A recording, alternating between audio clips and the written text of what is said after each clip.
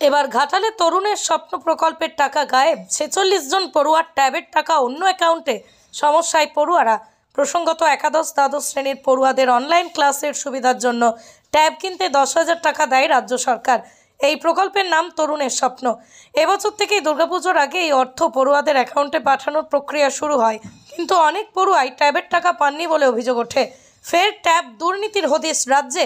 এবার পশ্চিম মেদিনীপুর জেলার ঘাটাল মহকুমার খরার শ্রী অরবিন্দ বিদ্যামন্দির স্কুলের 46 জন ছাত্রছাত্রীর ট্যাবের টাকা ঢুকলো অন্য অ্যাকাউন্টে। অভিযোগ, স্কুলের 259 জন ছাত্রছাত্রীর মধ্যে 46 জনের টাকা ঢুকে গিয়েছে অন্য অ্যাকাউন্টে। এই নিয়ে চরম সমস্যায় পড়ুয়ারা। স্কুলের ভারপ্রাপ্ত প্রধান শিক্ষক গৌতম কুমার জানান, হ্যাকিং হওয়ার কারণে 46 জন ছাত্রছাত্রীর টাকা অন্য অ্যাকাউন্টে চলে যায়। আমরা জানতে পেরেই ব্যাংকে ইনফরমেশন কালেক্ট করতে গিয়ে জানতে পারি 46 জনের মধ্যে 22 জনের টাকা তুলে নিয়েছে প্রতারকরা, আর 20 জনের টাকা ব্যাংকে গিয়ে হোল্ড করিয়ে দিই যাতে ওই টাকা তুলতে না পারে প্রতারকরা। তিনি বলেন, বেশিরভাগ এই টাকা উত্তর দিনাজপুর, মালদা, শিলিগুড়ির বাসিন্দাদের অ্যাকাউন্টে গেছে। তবে এই বিষয়ে স্কুল কর্তৃপক্ষ সাইবার ক্রাইম ও ডিআই অফিসে লিখিত অভিযোগ করেন। টাকা পেয়েছো? না, পাইনি। কেন পাওনি? কেন?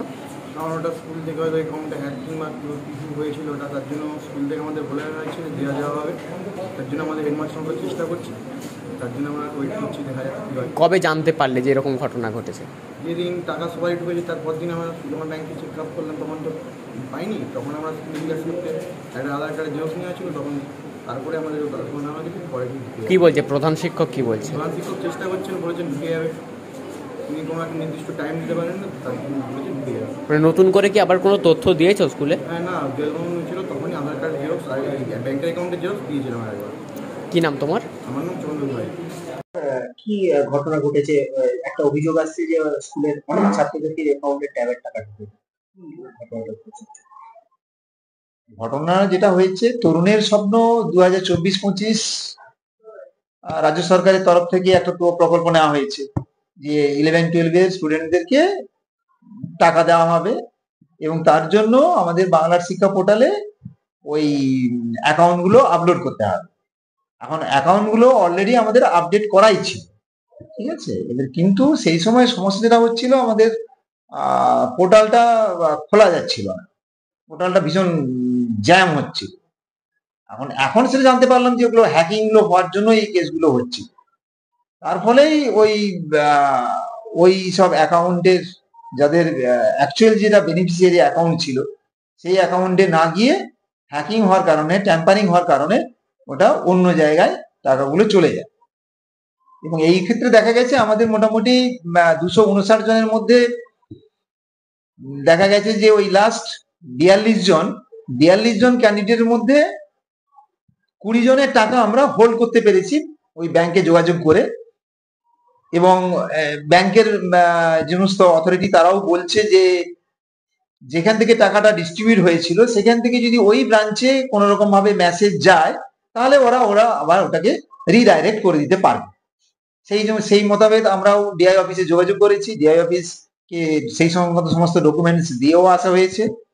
এখন আর সমস্যা যেটা হচ্ছে, ওই 22টা অ্যাকাউন্টে টাকা উইথড্র হয়ে গেছে।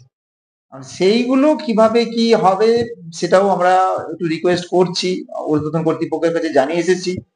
তারাও দেখছেন যে কিভাবে এটা আবার পুনরায় রিফাইন্যান্স করা যায়, বা ওই সংক্রান্ত অ্যাডমিনিস্ট্রেটিভ ভাবে যদি যোগাযোগ করে যদি এটা সমাধান করতে পারে, তাহলে খুবই আমরা উপকৃত হই।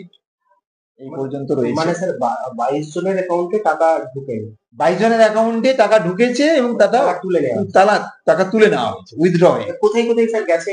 এবং এগুলো সবই বেশিরভাগ সব উত্তর দিনাজপুর, শিলিগুড়ি, মালদা, এইসব এলাকাতেই বেশি গেছে।